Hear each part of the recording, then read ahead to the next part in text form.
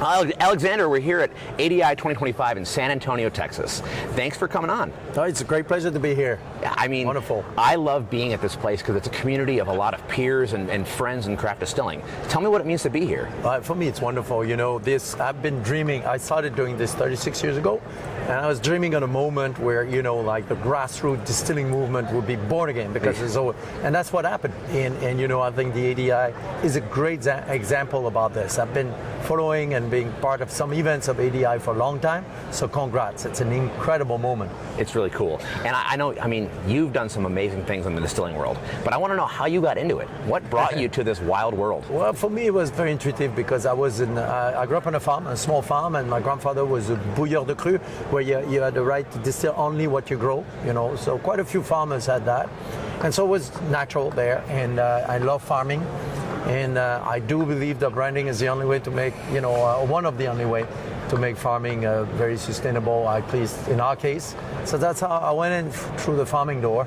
And then, you know, we grow our own grapes, as you know, for cognac, or grow our own juniper berries for gin. So everything we've done was around that. So I came, you know, into distilling from the garden. Very cool. What was your spirit of choice when you first started?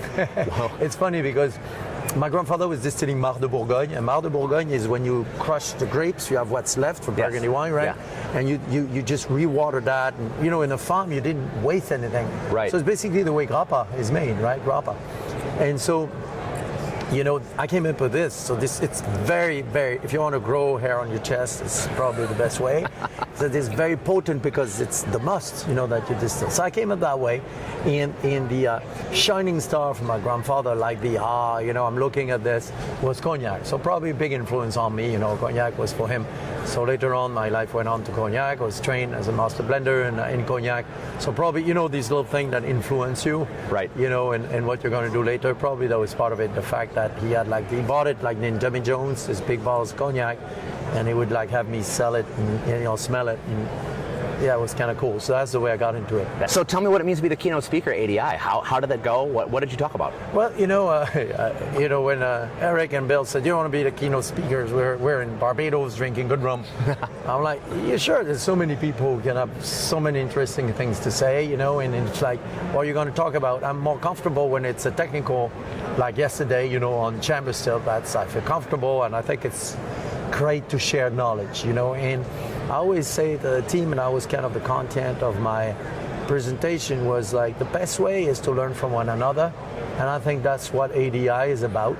And my message was really that, you know, swap knowledge like kids used to swap Pokemon cards, and that's what I've been doing for 36 years. So to me, it's kind of key, you know, and ADI event is that, and being invited, it's humbling, it's an honor. I have no absolute truth. It's just to say this is my journey. You know, this is my thing home, you know. Doesn't mean it's the right way to go, but that's what we did, you know. I love to hear that. And I mean, it's my favorite part about being here. Yeah, we get to try all the different samples and unique things. Last night at the tasting, I tried some of your stuff, and like, that's really cool. But also just to see the camaraderie, and everyone wants to help each other get better, because a rising tide does lift all boats, and this community is so interesting and unique to me, and for that reason. Yeah, and you know what? I see the community being worried. I think we're all worried as distillers. Sure. And we should be, because yes, you look at the statistics, there's only, if you saw that statistic, 57% people now say they drink, the other ones don't, and stuff. And also my message is to say, yeah, okay, I see it. But then when you look at it more deeply, you see that that generation is not going out as much, or not at all. I think it's 1 out of 8 or 2 out of 8 people admit having no friends.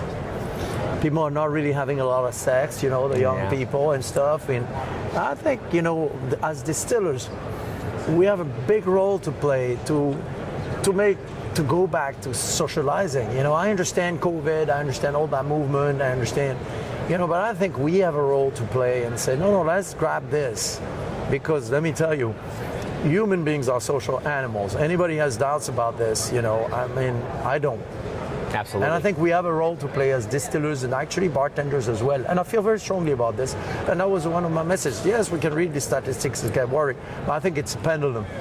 You know, it's the first generation we have is my kids, actually. It's this kids' generation where the kids are more reasonable than the parents. Mm-hmm. A friend of mine was a distiller, was saying, you know, when I was a kid, I experimented so many things, and it's one time I almost died because we were reckless about cars and driving.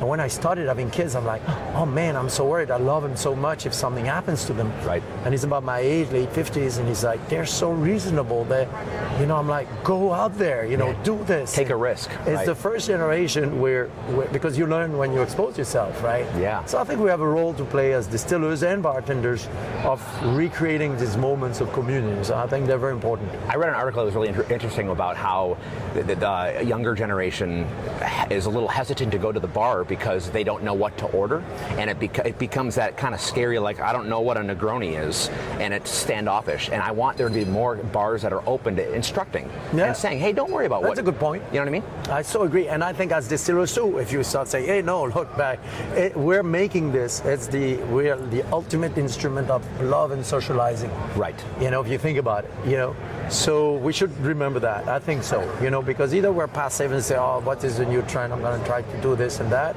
or to say, well, look, since humans are humans, I think it's important. There's a work of a lot of people are scared worldwide, and there's a neurologist called Christian Claude that says the effect of fear on the brain is massive. It makes you actually less smart. It's a neurologist that studied that. And the good news is the way to get unscared is pleasures with your friends, communal pleasures. So going to a bar, having a good drink has a role to play there, I would venture. Absolutely. Doing stuff with your friends, and then suddenly you get smarter. Right. I think it's a great take. Yeah. Hey, and it all starts with a chamber still. And it's still, and it starts with friends together. Think about the best moments in your life. Right. Very often it's a bunch of friends doing something together. Really is. Yeah. And very often it involves some drinking, and so I don't see this, I don't know, I'm very hopeful. I am too.